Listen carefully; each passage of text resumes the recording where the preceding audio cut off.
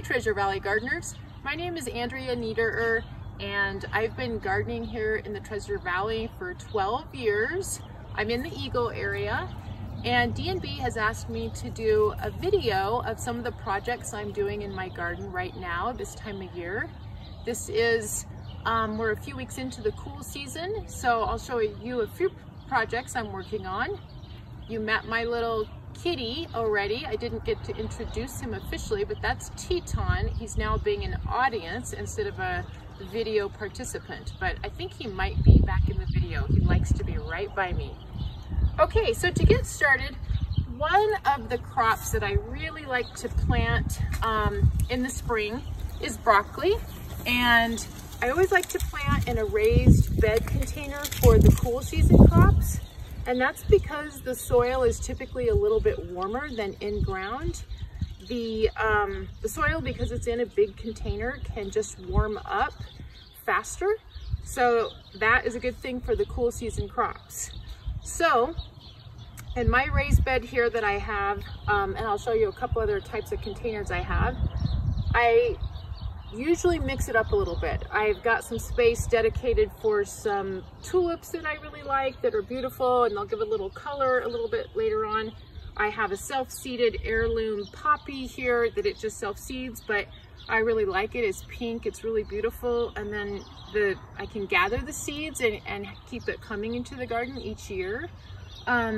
But getting into the edible crops, which is what I want to focus on today, for the cool season, what I typically do is go to any of the local nurseries that we have, including D&B of course, and buy the plant starts that they have. They're usually in great health, they have nice healthy root systems, and our cool season isn't actually all that long in the Treasure Valley. It depends on the spring, but a lot of times it's really starting to heat up by the 2nd to 3rd week in June.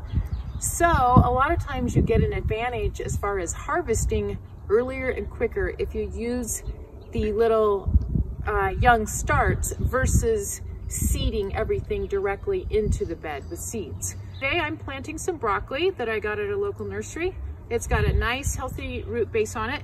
Broccoli, I've got all of my holes pre-dug, as you can see, and broccoli is something that does have a heavy stalk, so it recommends, or it's kind of recommended that you plant it pretty deep, and you basically want it at the soil level very near the first set of leaves. So you'll see that I'm going to plant this pretty deep. It's not going to bother it at all. It'll just give the base of the plant a lot of strength being planted a little bit deeper so that it can hold up the heavy stalks of broccoli. One of the other things that is important is to use some sort of fertilizer, and I'm using just a very basic fertilizer. It's a 4-4-4, so it's not extra heavy on nitrogen. It's what I would call a balanced fertilizer. With the young starts, you can get, I mean, any fertilizer you like to use, I'm sure will do the trick, but I just like to use a well-balanced fertilizer that's not super heavy on the nitrogen, especially in a raised bed container where the soil is more contained and it's not going to leach out as much as just in the ground.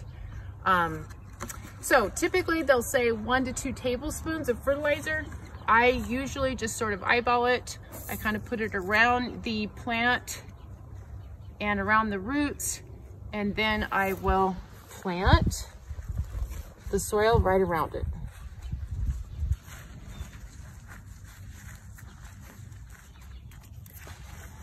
So I will now finish this up. One thing with regard to the soil in this bed, I've been gardening in this bed, or using this raised bed, for about 10 years.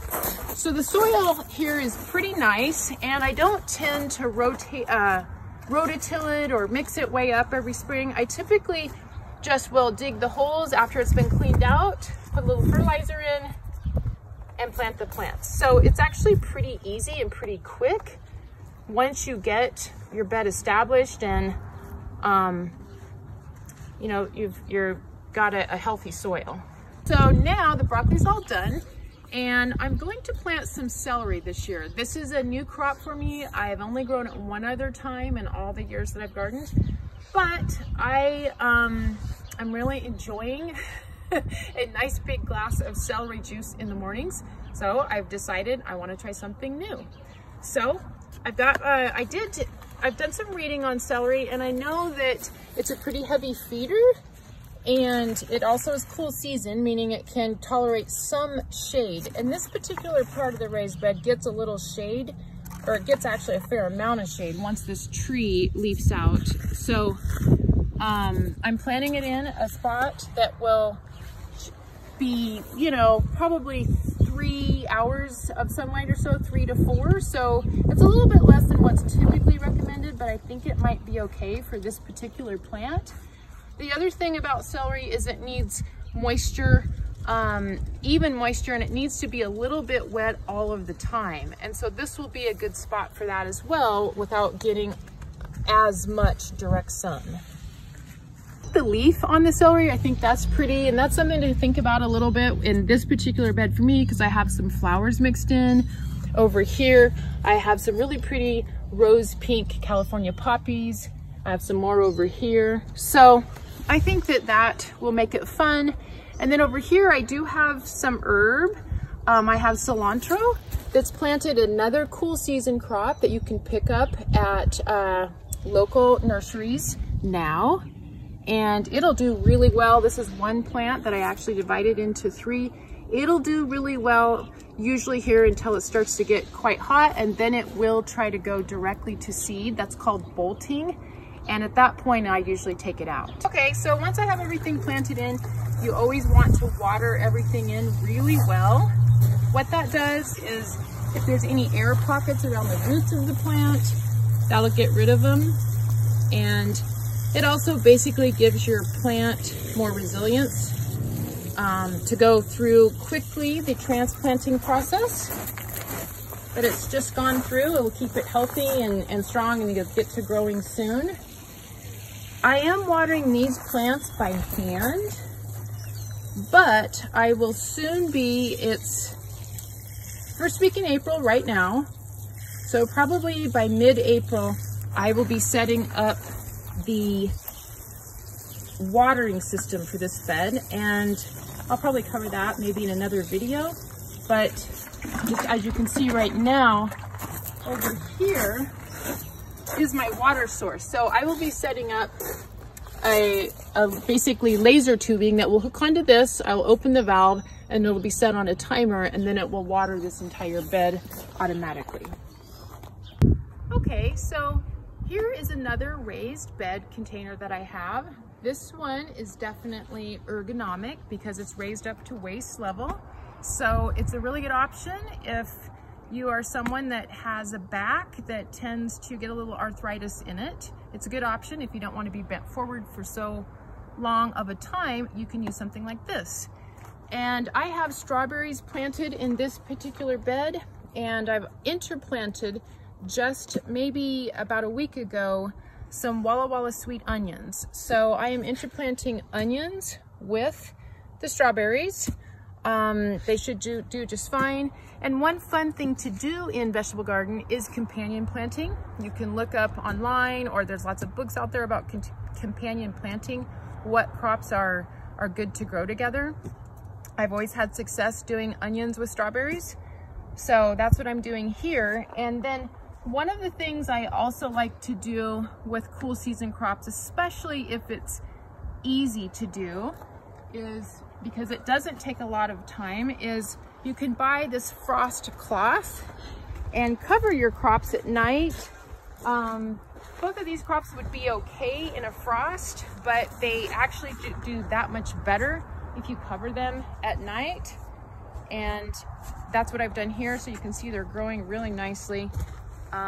Securing the frost cloth sometimes can be an issue, and I use different techniques, but for this particular bed, I simply use rocks, and then I've got it tied over there. So there's a lot more sophisticated ways that you can secure your frost cloth, but this is just something that it's quick for me to take this off, roll it back, see what it needs, because I am manually watering this at this time. You may have seen the water tubing, but our watering system is not on yet. So for now I'm hand watering it. So I want an option that's just quick and easy as far as, you know, being able to get the frost cloth on and off. Another favorite crop of mine is kale, and it does really great in the spring. I am covering it with the frost cloth, but it's not necessary because it can take some frost. This is planted about a week ago, and you can see it's doing really well. I'll get a great harvest out of this. The frost cloth I want to mention is available at a lot of the local nurseries. I'm sure D&B has it as well. So it's a really great extra step if you want to do that. But a lot of these cool season crops can take a light frost and they won't die, but they get a healthier start if they're protected at night. I wanted to mention for this kind of container as well.